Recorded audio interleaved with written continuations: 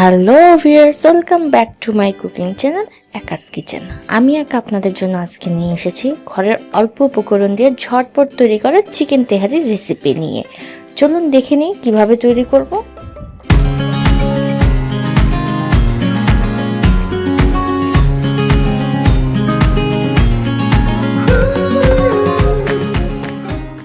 আমি প্যানটি গরম করে তেল নিয়ে নিয়েছি। আমি 6 টেবিল চামচ তেল দিয়েছি। এখানে দিয়ে দিচ্ছি আমি পেঁয়াজ, দুটা মিডিয়াম সাইজের পেঁয়াজ দিয়ে দিলাম।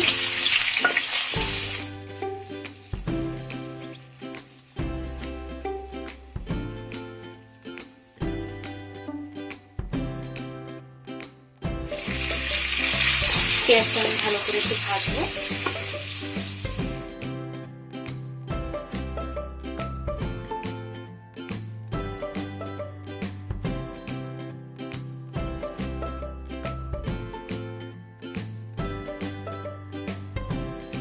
এর সাথে আমি দিয়ে দিচ্ছি আদা রসুন পেস্ট 2 চা চামচ,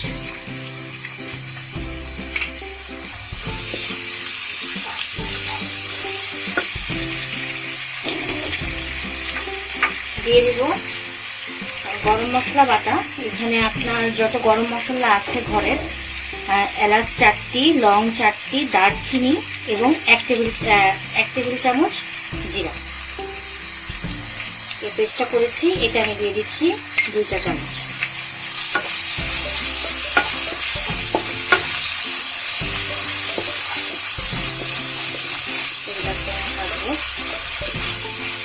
এখানে এক্সট্রা করে এলাচ দারচিনি আর দেওয়ার কিছু নেই, শুধু তেজপাতাটা দিব, কিন্তু তার উপরে আপনারা যদি আস্ত গরম মশলাও দিতে চান আপনারা দিতে পারেন। আর গরম মশলা পেস্ট যদি আপনারা না দেন তাহলে আপনারা গরম মশলার গুঁড়ো দিতে পারবেন। বাজারে যে কোনো গরম মশলার গুঁড়ো পাওয়া যায়, যে কোনো ব্র্যান্ডের।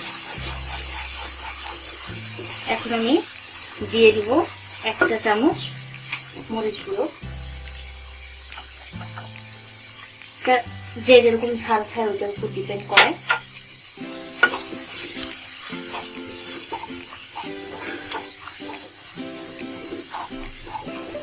আমি মশলাগুলো সবগুলো ভালো করে ভেজে নিব। এখানে আমি কোনো পানি অ্যাড করব না, এই মশলাগুলো সব আমার তেলেই ভাজা হবে।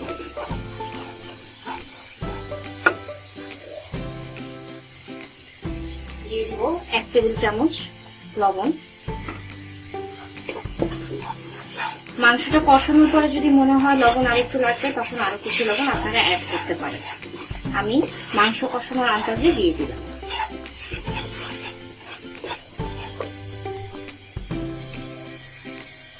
দেখুন আমার মশলাটা খুব সুন্দর ভাজা হয়ে গেছে।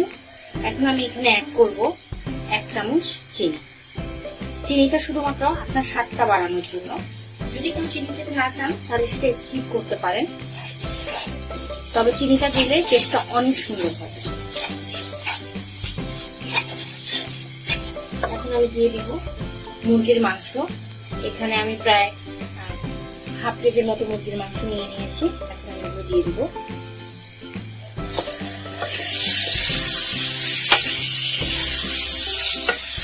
আমি এখানে কোনো টক দই বা কোনো কিছুই আমি ইউজ করছি না। আমি খুব নর্মাল ঘরের যে কয়টা উপকরণ আছে সেটা দিয়ে করার চেষ্টা করছি, এবং এটা খুবই মজা হয়।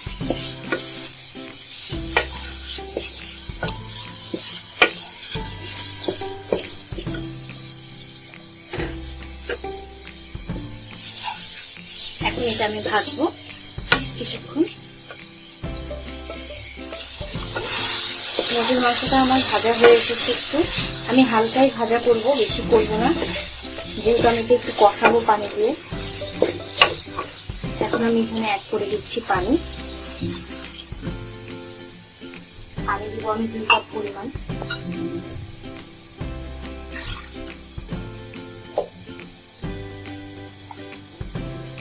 এখন এটা আমি ঢেকে দিয়ে 15 মিনিটের মতো একটু কষিয়ে নেব।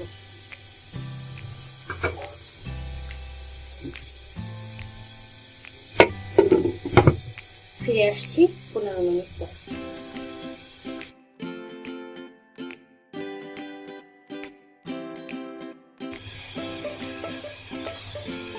ফিরে আসলাম আমি 15 মিনিট পরে। আমি মাঝখানে আরেকবার এসে একটু নাড়া দিয়ে দিয়েছিলাম যাতে মাংসটা এপাশ ওপাশ হয়ে যায়। দেখুন আমার মাংস কষানোটা খুব সুন্দর হয়ে গেছে, খুব সুন্দর একটা স্মেল আসছে। এখন আমি এখানে চাল দিয়ে দিব। চালের এখানে আমি 3টি তেজপাতা, 4-5টি কাঁচামরিচ নিয়ে নিয়েছি, যেটা এখন আমি এখানে দিয়ে দিব। চালটা আমি আগে ধুয়ে রেখেছি পানি ঝরিয়ে।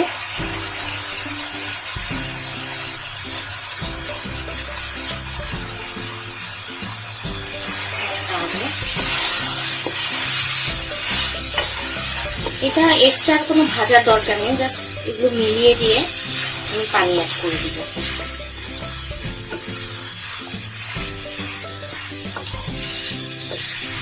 আমি এখানে প্রায় 1/2 কেজির মতো চাল দিয়েছি, 1/2 কেজি মাংস আর 1/2 কেজি চাল।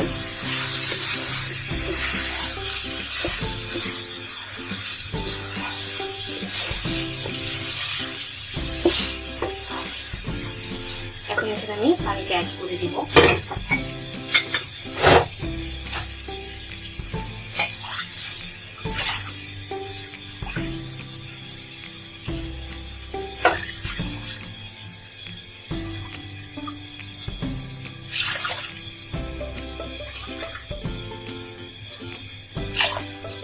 আমি এখানে প্রায় 1/2 কেজির বেশি পানি ইউজ করেছি, 1 কেজির মতো পানি ইউজ করেছি এখানে আমি। আর আপনারা যদি গরম পানি দেন তাহলে এখান থেকে কিছু পানি কম দিবেন, মিনিমাম 2 কাপ পানি আপনারা কম দিবেন। এটা এরকমই থাকবে, আমি আর পানি দিব না। আর চালের উপরে ডিপেন্ডস করে পানিটা। আপনার যদি পুরান চাল হয়ে থাকে তাহলে পানি বাড়িয়ে দিবেন, আর যদি নতুন চাল হয়ে থাকে তাহলে পানিটা কমিয়ে দিবেন। আমি এখন এটাকে খুব বড় বানাবো, চুলাটা বাড়িয়ে দিলাম। এতক্ষণ আমি মিডিয়াম ফ্লেমে রান্না করেছি।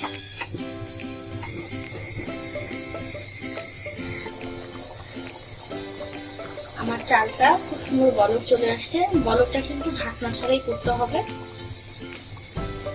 আর এক একজনের বাসার চুলার আঁচটা এক এক রকম, আপনারা সেই অনুপাতে দিবেন। আমি কিন্তু খুব হাই ফ্লেমেই বলকটা উঠালাম,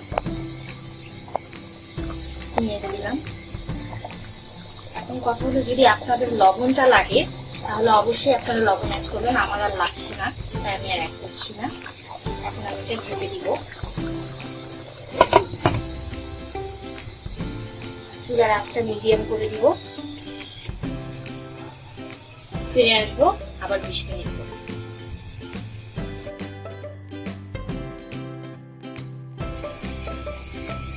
দেখুন হয়ে গেল আমার মুরগির তেহারি, কত সুন্দর হয়েছে। এখানে চালটাও খুব সুন্দর করে ফুটে গেছে, মাংসটাও খুব সুন্দর করে হয়ে গেছে। আমি কিন্তু ঠিক 20 মিনিট পরে এসেছি। এখন আমি এটা ঢেলে পরিবেশন করব। বাস হয়ে গেল আমার সুস্বাদু চিকেন তেহারি। এই তেহারিটি যেমন অল্প উপকরণে খুব দ্রুত করা যায়, খেতেও খুবই মজাদার এবং সুস্বাদু। আমি এখন উপর দিয়ে কিছুটা পেঁয়াজ বেরেস্তা ছড়িয়ে দিব। আর পেঁয়াজ বেরেস্তা কিভাবে করতে হয় এই লিঙ্কটি আমি ডেসক্রিপশনে দিয়ে দিব। আবার ফিরে আসবো নতুন কোনো আইটেম নিয়ে, নতুন কোনো রেসিপি নিয়ে। ধন্যবাদ।